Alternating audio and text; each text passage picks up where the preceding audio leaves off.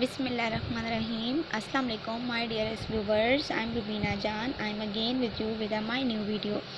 आज मैं अपनी इस वीडियो में आप लोगों के साथ factors affecting the activity of an enzymes share कर रही हूँ। आई होप सो कि आप लोगों को बहुत क्लियर हो जाएंगे।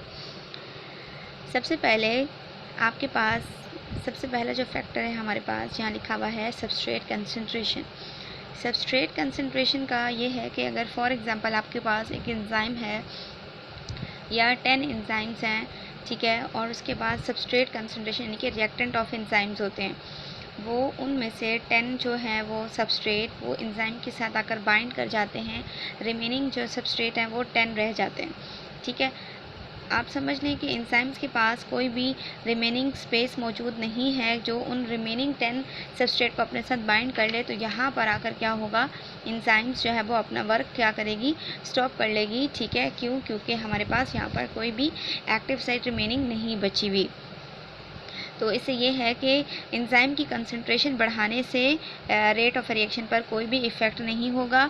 ठीक है, चाहे वो उसके बाद वो ऑप्टिमम रेंज में पहुंच जाएगा, लेकिन ऑप्टिमम रेंज से अगर सबस्ट्रेट कंसंट्रेशन बढ़ जाती है, ठीक है, और एंजाइम हमारे पास मज़ीद मौजूद नहीं है, तो वहाँ पर उस मज़ीद जो सबस्ट्रेट की कंसंट्रेशन वो कोई भी इफ़ेक्ट नहीं करेगी। रिमेनिंग जो है टेम्परेचर जो है वो एंजाइम पर बहुत इफ़ेक्ट करता है। अगर टेम्परेचर की कंसंट्रेशन बढ़ाई जाए तो रिएक्शन भी क्या हो जाता है, इंक्रीज़ हो जाता है। जैसे कि हमारी बॉडी का जो टेम्परेचर होता है वो 37 डिग्री सेल्सियस होता है। अगर एंजाइम जो है वो 37 डिग्री सेल्सियस से टेम्परेचर अगर कम होता है बॉडी का, ठीक है, तो वहाँ पर एंजाइम अपना वर्क स्टार्ट नहीं करेगा। जब 37 डिग्री सेल्सियस का टेम्परेचर हो जाएगा, ठीक है, तभी एंजाइम अपना वर्क स्टार्ट करेगा, यानी कि वो एक स्पेसिफिक टेम्परेचर है। अगर इससे टेम्परेचर बहुत ज़्यादा बढ़ जाता है, नहीं 37 से 38, 39, ठीक है, तो इससे क्या होता है, एंजाइम डीनेचर होना स्टार्ट हो जाता है। ठीक है, जब डीनेचरेशन आ जाती है तो फिर एंजाइम अपना वर्क प्रॉपर नहीं करता। ठीक है, उसके बाद लास्ट वन जो है वो हमारा पीएच है। पीएच की जो प्रॉपर अगर डेफिनेशन देखी जाए, negative logarithm of H ions होते हैं। ठीक है, यानी पीएच जो है एंजाइम्स जो होते हैं वो पीएच की वैल्यू पर भी डिपेंड करते हैं। अगर पीएच की वैल्यू, जैसे कि मिसाल के तौर पर हम बात लेते हैं पेप्सिन की, पेप्सिन वो एंजाइम है जो कि स्टमक के अंदर वर्क करता है।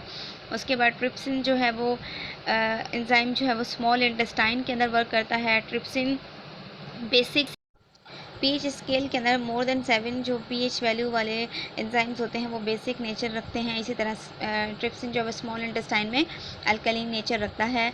ठीक है, और जो पेप्सिन है उसकी जो पीएच वैल्यू है वो 2 है, वो स्टमक के अंदर यानी कि एसिडिक प्रॉपर्टी रखता है। और जितने भी प्रोटीन कंपाउंड्स हमारे स्टमक में आते हैं या जो हम खाते हैं, उनको क्या करता है, ब्रेक डाउन करने में या उनको डाइजेस्ट करवाने में, यूटिलाइज़ करवाने में हेल्प आउट करते हैं।